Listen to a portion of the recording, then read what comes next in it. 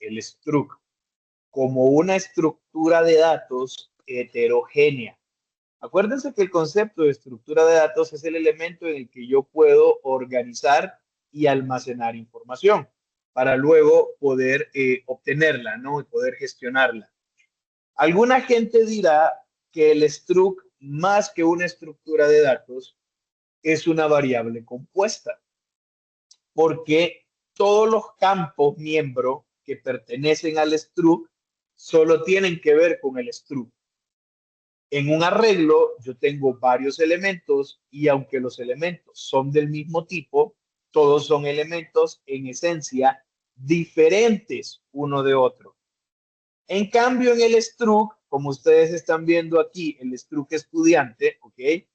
En este caso, tanto el nombre como las 5 calificaciones pertenecen a un solo estudiante, ¿sí? Y en esto nosotros nos quedamos ayer, que nosotros teníamos una unidad alumno y nos dimos cuenta que esto de aquí, este struct, es una fila de una tabla, es un registro de una tabla. De hecho, el nombre correcto es tupla, ¿ok? Más allá de struct, más allá de fila, más allá de registro, el término técnico correcto es tupla. En bases de datos, entonces, lo que yo tengo en una tabla es una serie de tuplas y cada una de esas tuplas es una instancia, no quiero utilizar la palabra instancia, pero bueno, en este caso, cada uno de los alumnos es una variable del tipo estudiante. Bien, y pues nada, nosotros vimos que gracias al operador de alcance, el punto, podemos desentrañar lo que tiene este tipo de dato nuevo y acceder a sus campos, a sus datos miembros. Entonces, yo puedo decir alumno 1, punto, y tengo acceso al nombre, ¿sí? Eso fue lo que nosotros estábamos viendo ayer. Uh, ¿Ok? Eso es lo que nosotros estábamos viendo ayer, que nosotros perfectamente podemos entonces tener un struct, ¿ok? Tenemos un struct que se llame estudiante. De este estudiante, lo que yo voy a estar únicamente ahorita va a ser el nombre y otra de las cosas que yo estaba colocando eran este arreglo de notas, ¿sí? De 5 posiciones. Esto era todo lo que nosotros teníamos. Bien, entonces, ¿qué aprendimos ayer? Lo que nosotros aprendimos ayer no solo fue a crear este nuevo tipo de dato, sino que también comenzamos a utilizarlo. ¿Cómo nosotros lo vamos a utilizar? Pues como es un tipo de dato exactamente igual que con los otros tipos de datos en nuestra función principal o como un ámbito global o dentro de cualquier función, vamos a colocar el nombre del tipo de dato y luego vamos a colocar el nombre de esa variable. Entonces aquí tenemos un alumno del tipo estudiante. Es como cuando nosotros decíamos número, ¿ok? Del tipo entero. Bueno, ahora estamos diciendo alumno del tipo estudiante. Yo sé que estudiante tiene adentro campos miembros, tiene adentro nombre y tiene un arreglo de 5 filas. ¿Ok? Perdón, tiene un arreglo de 5 posiciones. Entonces, si yo decía cout alumno, me encontraba con el problema que este operador menor no puede, vean ahí dice std dos puntos, output stream estudiante, no lo puede reconocer. ¿Ok? Este menor solo está sobrecargado para trabajar con variables primitivas. Pero adentro de estudiante, yo tengo variables primitivas. Entonces, si yo utilizo el operador punto, yo puedo perfectamente ver lo que ese estudiante tiene adentro. Y vean qué nombre es del tipo string. Y este cout sí puede manejar el tipo string. Pues entonces después nosotros podríamos hacer un for i igual a 0, punto y coma, y menor, que eran 5 calificaciones, y no hay ningún problema, y más, y recorríamos el vector que está dentro del alumno. Simple y sencillamente nosotros decimos alumno punto notas. Vean acá, como le estoy haciendo suma a la pantalla, no se termina de ver, pero ahí me dice que float es un array. ¿Ve? Float es un array. Bien, entonces notas de su i. Y para que se vea un poquito ordenado, pues le hacemos un espacio. Aquí yo estoy mandando a leer el contenido de estos campos que tiene mi variable del tipo estudiante. Si yo le quiero asignar valores, pues entonces hago exactamente lo mismo. Alumno, punto, en este caso el nombre, vamos a colocarle Angie, ¿ok? Perfecto, punto y coma. Y ahora vamos a darle valor a cada una de las calificaciones. Alumno, punto, notas de la posición 0, va a ser igual a 100.00. Claro que sí. Alumno, nombre, ¿qué nombre? Notas, ojo, notas, ¿sí? Bien. Alumno.notas de su posición 1, y así vamos a ir haciendo con cada una de ellas, ¿ok? Eso es lo que vamos a ir haciendo con cada una de ellas. Las voy a terminar de escribir, solo para correr la salida, aquí, claro que sí, 98.00, aquí alumno, voy a copiar esta de acá. Ah, genial, no he instalado el control D, pensé que lo había instalado para poder clonar una fila de texto, pero no lo hice. Yo sé que este no es el promedio, es más, para que ese sea el promedio y no estemos peleando y nadie me vaya a juzgar mucho, dejemos que todas las notas sean 98 para que el promedio sea 98. Pues bien, eso es lo que está pasando, ¿no? Expected un punto y coma. ¿A dónde me comí el punto y coma, criatura? Creo que me lo comí aquí. Sí, claro que sí. Se me olvidó el punto y coma, lo lamento. Pues aquí entonces nosotros podemos ver abajo, que dice Angie y todas las calificaciones. Eso fue lo que vimos, ¿sí? Eso fue lo que vimos. Como les mencioné, ustedes ya saben programar. Lo único que estamos viendo ahorita es segmentación y esta parte del paradigma de programación estructurada que ustedes no habían estudiado, que es la parte de estructura de datos. Yo creo que así está bien. Si es muy pequeño, luego me avisan porque si no, no tenemos tiempo después para colocar, no tenemos espacio, perdón, para colocar los otros elementos. Entonces, bien, eso fue lo que nosotros vimos y yo perfectamente en la tabla de ejemplo, porque si se acuerdan, yo tenía una tabla, en esta tabla de acá, tenía 3 valores, pues entonces ahí tengo los 3 estudiantes. Puedo asignarle valores y puedo obtener los valores de un elemento del tipo struct, de una variable del tipo struct. A los ojos del usuario, él no se va a dar cuenta, ¿ok? Ante los ojos del usuario, él no se va a dar cuenta de lo que está pasando aquí. Permítanme un segundo.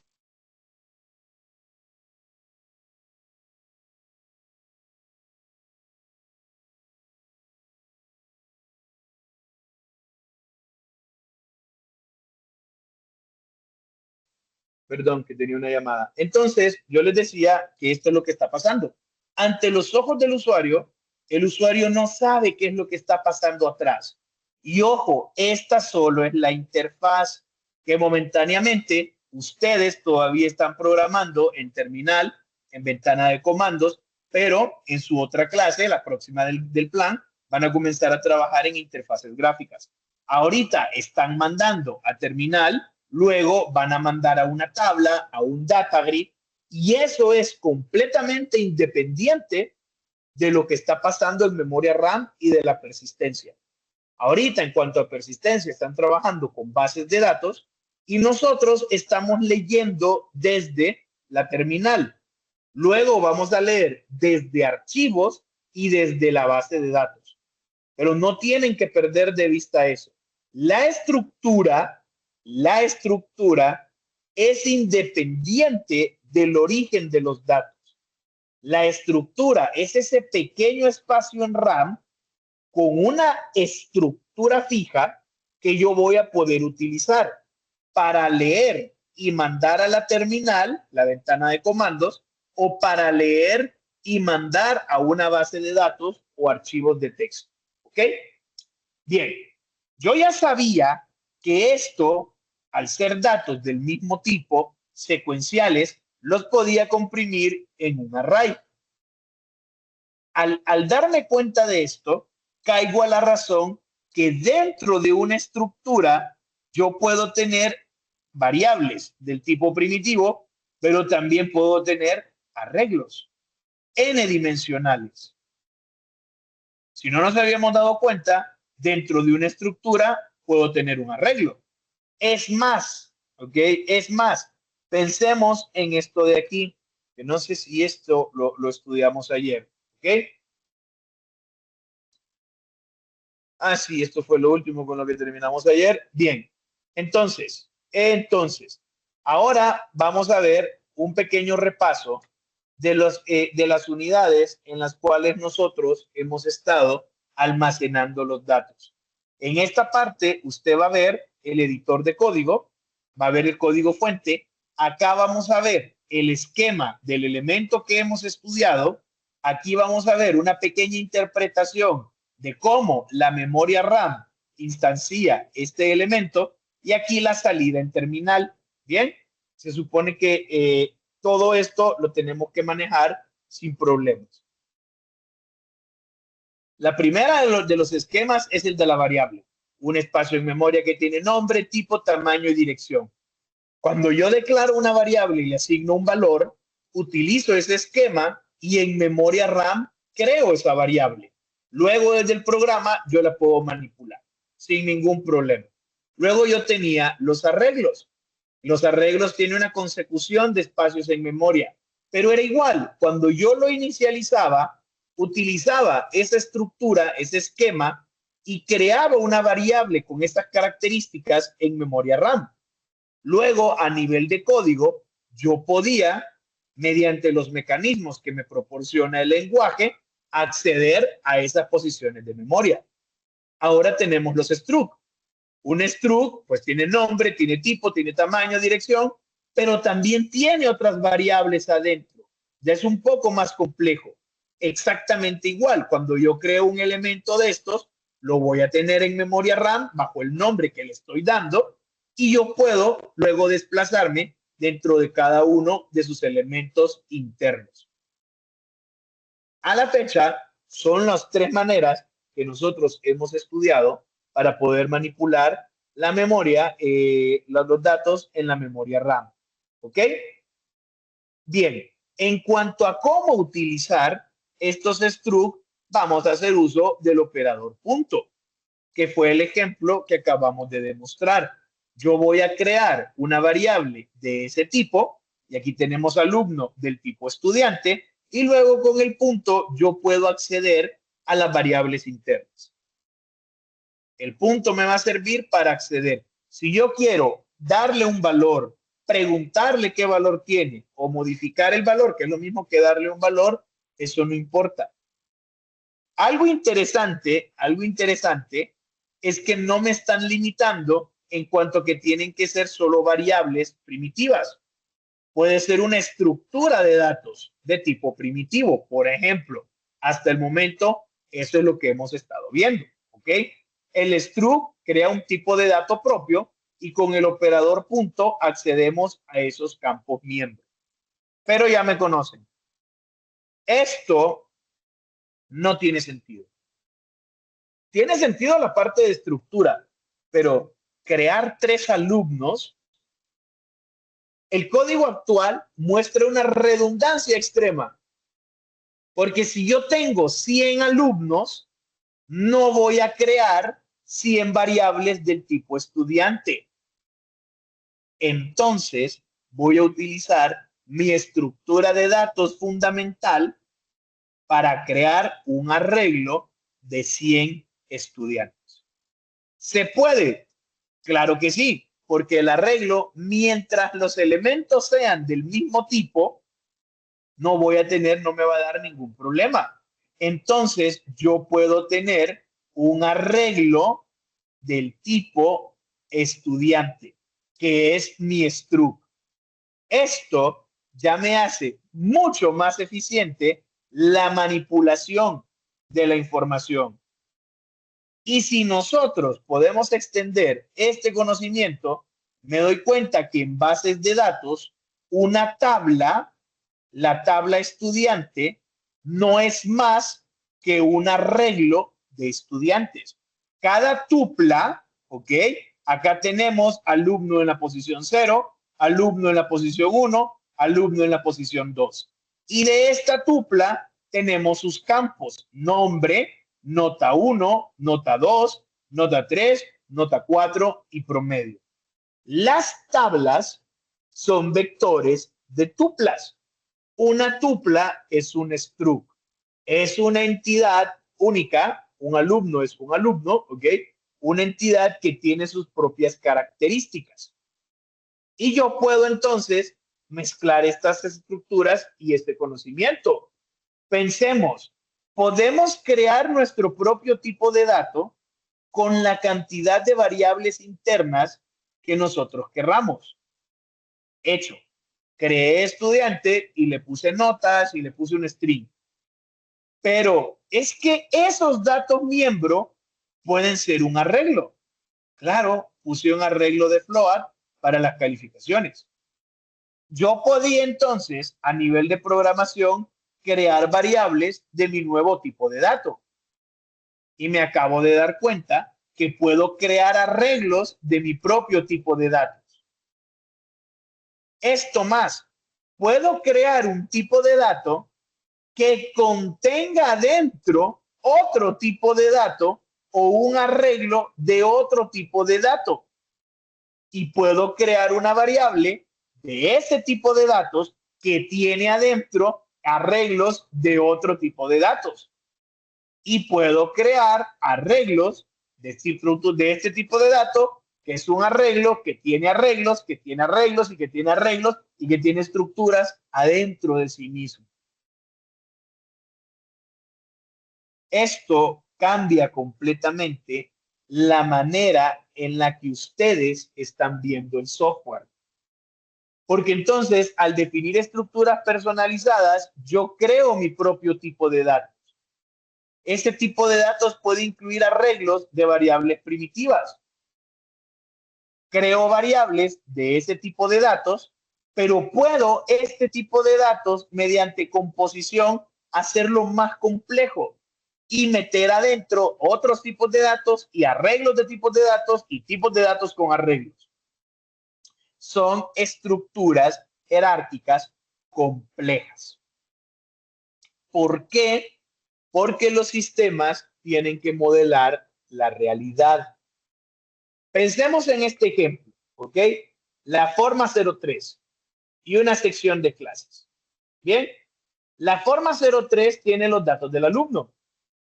Tiene las clases matriculadas, pero también tiene clases en lista de espera.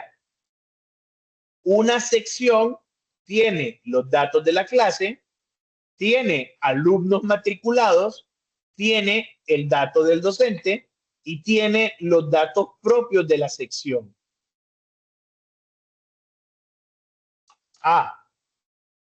Se están dando cuenta de cómo cambia el panorama de la programación para ustedes con estos hallazgos.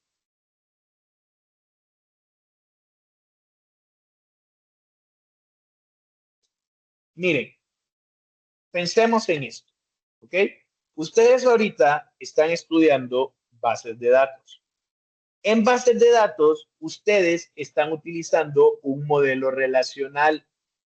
Para poder hacer una base de datos relacional, este modelo relacional contempla básicamente dos cosas: entidades y relaciones. Un struct es una entidad. Una tabla es un vector de entidades. ¿Ok? que eso es lo que nosotros no habíamos visto. Y vean, nosotros nos podemos complicar la vida tanto como queramos o la podemos simplificar. Y a partir de ahora necesito que tengan tolerancia entre ustedes, porque cuando se reúnan a trabajar en grupo, se van a dar cuenta que hay diversos puntos de vista. Y no es que estén erróneos, es que ven el mundo de manera diferente. Pensemos, por ejemplo, en el sistema, en un sistema de matrícula, ¿ok? Nosotros sabemos que vamos a tener al estudiante, ¿sí? Claro que sí. Tenemos estudiante, nosotros sabemos que vamos a tener al profesor, ¿ok? Y bien, no hay ningún problema. Tenemos estudiante y tenemos profesor. Bien, nosotros también sabemos que vamos a tener una facultad. Tenemos la facultad, ¿ok? Tenemos la facultad. Esta facultad tiene adentro departamentos, ¿ok? Tiene adentro departamentos. Los departamentos tienen carreras. Las carreras tienen planes de estudios, ¿ok? Los planes de estudio están compuestos por clases. Uy, bueno, esto primero tiro ya, por acá. Los planes de estudio están compuestos por clases. Este debería ir aquí adentro, ¿ok? Por clases. Bien. Ah, y acuérdense, buena práctica en singular. La entidad es una entidad, es singular. Entonces, yo sé que la facultad está relacionada con el departamento. Voy a borrar esto. Yo sé que la facultad está relacionada con el departamento. Bien, porque yo sé que una facultad, uy, qué grueso. Yo sé que una facultad tiene adentro varios departamentos. Yo sé que un departamento está relacionado a varias carreras. Un departamento tiene varias carreras. Ahora, una carrera puede tener varios planes de estudio, porque vean, tenemos el plan de estudio vigente, planes de estudio que ya fueron desfasados, pero también hay carreras que tienen orientaciones. Entonces, tienen un plan base y cada orientación tiene clase diferente. Lo que sí sé es que cada plan de estudio, ¿ok? Cada plan de estudio tiene adentro muchas clases. Y hasta aquí creo que nosotros no tenemos problema. Un plan de estudios tiene muchas clases. Ok, me parece bien. Ahora voy a pasar profesor para arriba y estudiante para arriba. Bien, vamos a crear el periodo académico. ¿Ok? Tenemos un periodo académico. Dentro de este periodo académico se ofrecen muchas secciones. ¿Sí? Un periodo académico está relacionado con varias secciones. Una sección es impartida por un profesor. Una sección corresponde a una clase. Dentro de una sección hay varios estudiantes matriculados.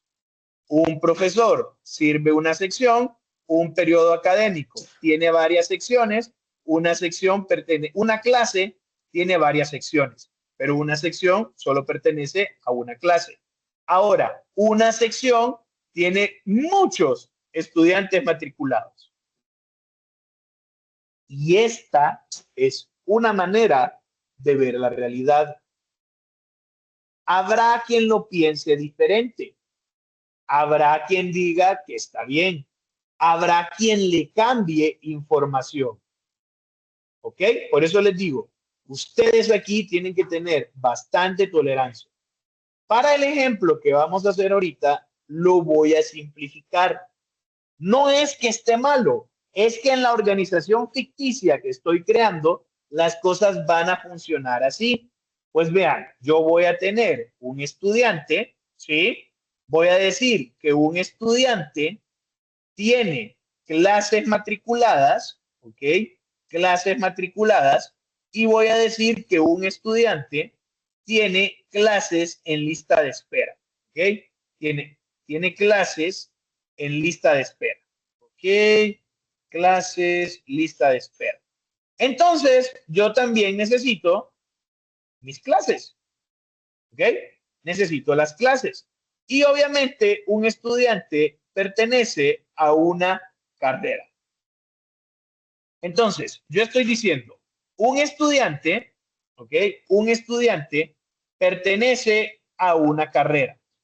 De hecho, puedo decir que un estudiante puede llevar una o dos carreras de manera simultánea. Una carrera tiene muchas clases. Una carrera tiene muchas clases. Claro que sí. Un estudiante tiene, uy, qué feo eso. Un estudiante tiene muchas clases matriculadas y un estudiante tiene muchas clases en lista de espera. Un estudiante, muchas clases, un estudiante, muchas clases. Y yo digo que funciona, ¿ok? Yo digo que funciona. Esto que ustedes están haciendo en bases de datos es la estructura que nosotros deberíamos replicar a nivel de programación,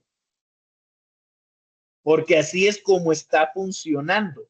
Estos son los algunos, porque hay más elementos, más configuraciones y más variables de entorno y más cosas que vamos a utilizar. Pero si vamos a trabajar con este esquema de datos, por lo menos esta estructura es la que se tiene que grabar dentro del sistema. Entonces, yo estoy viendo, ¿ok? Yo estoy viendo que las clases matriculadas corresponden a clase y que las clases en lista de espera también corresponden a clases. Al final son clases, ¿no? Eso es lo que yo estoy viendo ahí. Bien, perfecto. El elemento más independiente es la clase, porque la clase no guarda información de nadie más que de sí misma. Entonces, el estudiante, vamos a quitarle esto de calificaciones, ¿ok? Vamos a quitarle esto de calificaciones y vamos a colocarle aquí una llave primaria. Dejemos que la llave primaria sea número de cuenta, ¿ok? Y vamos a ponerle primary key. Ah, ok, el estudiante lo vamos a dejar de un lado. Dijimos que íbamos a trabajar primero con la clase. Entonces, creamos nuestro clase. Esto lleva un punto y coma. ¿Qué es lo que va a llevar la clase? Pues vamos a ponerle un código de la clase, que va a ser la primary key. Vamos a ponerle un nombre de la clase, ¿ok? Un nombre de la clase, claro que sí, no tenemos ningún problema. Y de momento no estamos tomando secciones, ¿ok? Nosotros no estamos tomando secciones, estamos tomando clases. Bien, perfecto. Como que hay una única clase, como que no tenemos secciones, porque no quiero complicar, o sea, tenemos poco tiempo. Bien, ya tengo la clase. Otra de las cosas que vamos a tener ahora es la carrera, ¿sí? Esta es la carrera. La carrera, pues primero tiene la llave primaria de la carrera. Y aquí tenemos la llave primaria de la carrera. Otra de las cosas que tiene la carrera es un nombre.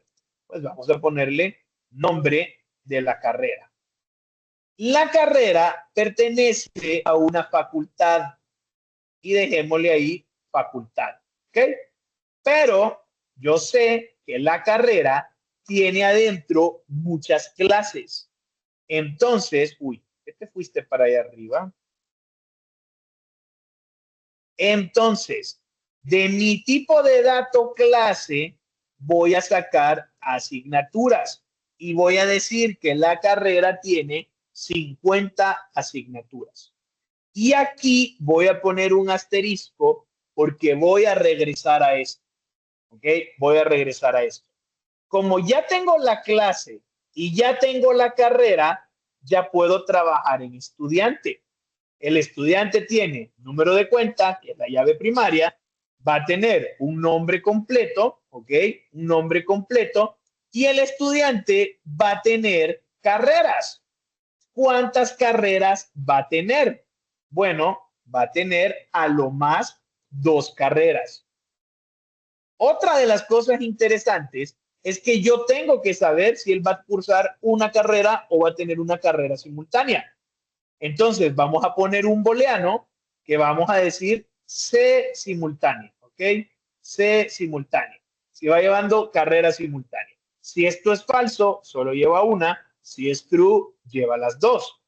Pero también tenemos clases matriculadas, que yo creo que ustedes pueden llevar no sé cuántas, digamos que 10.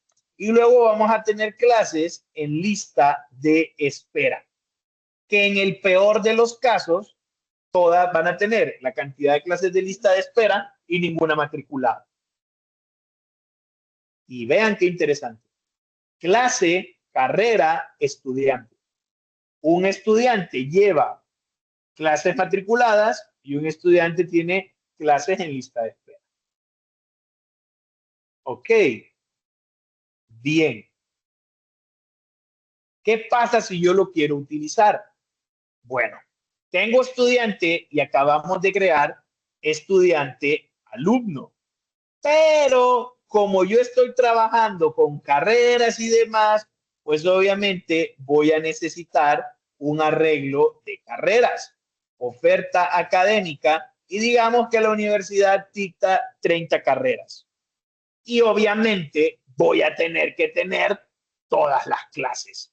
O sea, aquí voy a tener clase, asignaturas, que bien podrían ser, ¿qué? 1.200 asignaturas. Si sumamos las asignaturas de todas las carreras, podrían ser 1.200. ¿Qué me faltó? La punto y coma, sí, me faltó el punto y coma. ¿Ok? Bien. ¿Qué es lo que va a pasar ahora? Que si yo quisiera dar la información del alumno, yo diría lo siguiente: cout alumno, y voy a hacer esto más abajo, ¿ok? Alumno, punto, pues yo puedo ver el nombre completo y me parece bien, ¿ok?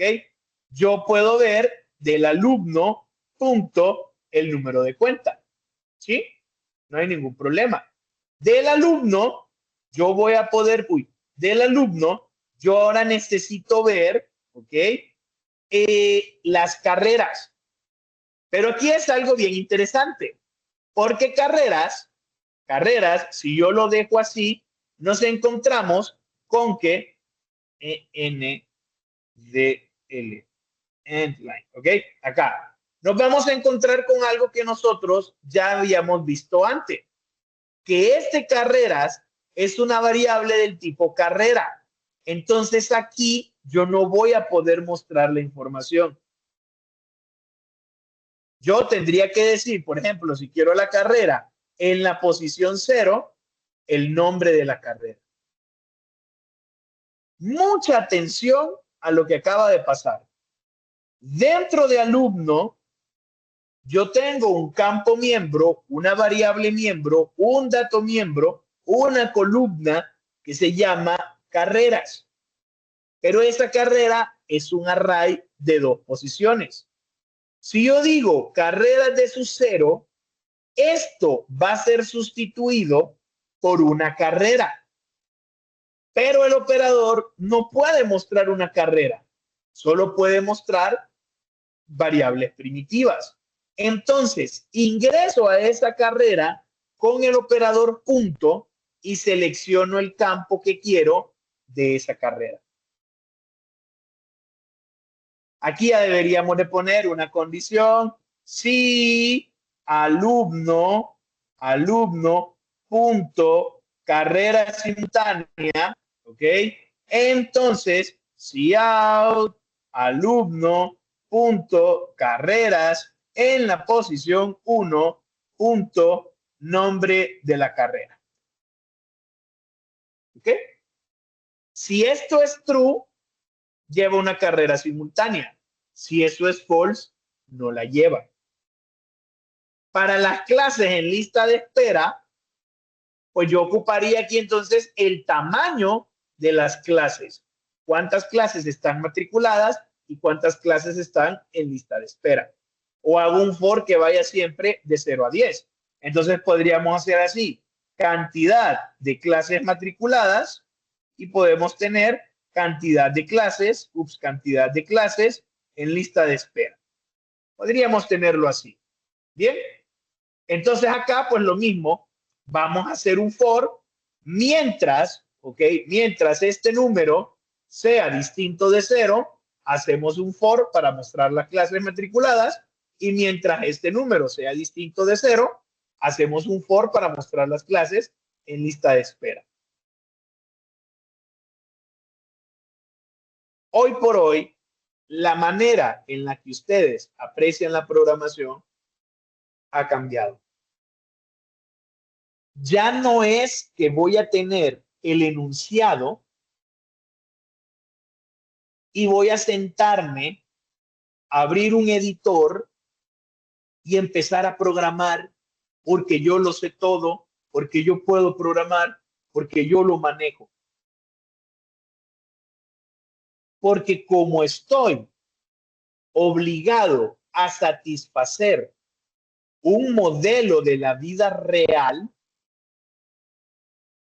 no es que la gente va a hacer las cosas como yo las haya programado. Es que yo tengo que programar cómo se hacen las cosas. Entonces, antes de tocar siquiera una línea de código, antes de poner el IOStream, antes de ponerle el nombre al archivo, yo tengo que hacer un análisis. Cuando el análisis está completo, voy a comenzar con el diseño. Y hasta que el análisis y el diseño estén cerrados, yo puedo comenzar a programar. Porque cualquier error, cualquier cosa que yo no haya considerado aquí, esto va a ser un serio problema después. Va a ser un serio problema. Porque la cantidad de código, ¿ok? La cantidad de código que tenemos que mostrar acá es demasiada. Ya son sistemas complejos, ya son sistemas cuya envergadura sobrepasan lo que nosotros habíamos estado acostumbrados a hacer. ¿Ok?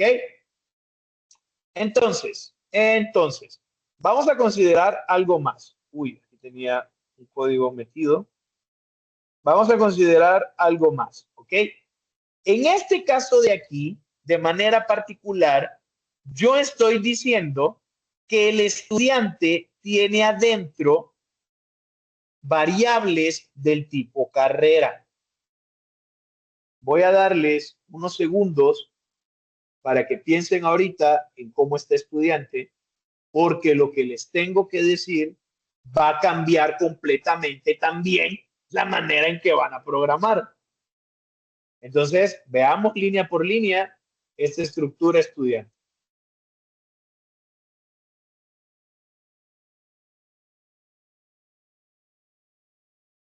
Bien, aquí yo estoy diciendo que el estudiante tiene adentro una carrera. Es más, si nos vamos a las clases matriculadas, yo sé que dentro de alumno tengo un array que se llama clases matriculadas, pero cada uno de esos elementos de clases matriculadas tiene nombre y clase. ¿Ok? ¿Lo puedo complicar más? Pues no sé si sea complicar, pero por ejemplo, yo puedo tener un struct que se llame profesor, que el profesor tenga ahorita únicamente voy a colocar el nombre profesor, ¿ok? Bien, y yo puedo decir que la clase es impartida por un profesor, profe, ¿ok? Entonces vean qué está pasando. Para cada una de las clases, yo puedo saber el nombre del profesor, pero ese profesor también es una estructura y necesito ingresar ahí. Vean la concatenación que estoy haciendo, porque yo puedo tener estructuras, dentro de estructuras, dentro de estructuras, dentro de estructuras, dentro de arreglos, dentro de arreglos, dentro de arreglos. O sea, es algo bastante complejo. No es difícil, pero es complejo. Entonces, pensemos en algo. Pensemos en algo. Vamos a quitar profesor de acá. Vamos a quitar esta estructura profesor. Claro que sí. Si en lugar, ojo con esto, si en lugar de guardar las carreras como carrera dentro del struct estudiante,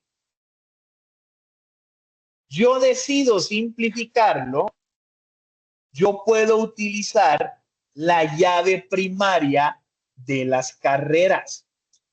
Y esta es llaves foráneas, que es exactamente lo que ustedes hacen en bases de datos. En esta tabla, yo no meto toda la información de la otra entidad, porque viola la normalización.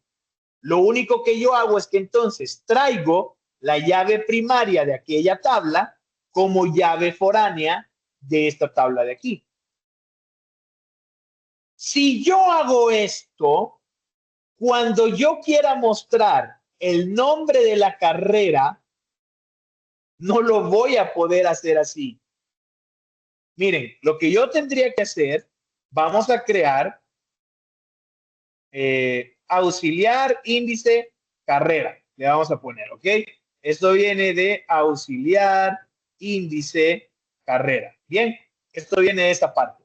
Lo que yo debería de hacer entonces, si quiero ver el nombre de la carrera, es que yo tendría que mandar a llamar a una función, mostrar nombre, carrera, que me reciba, ¿ok? Que me reciba todas las carreras, oferta académica, ¿ok? Le estoy mandando este array de aquí y le tengo que mandar la llave primaria que yo quiero de este alumno, que eso se llamaba carreras en su posición 0.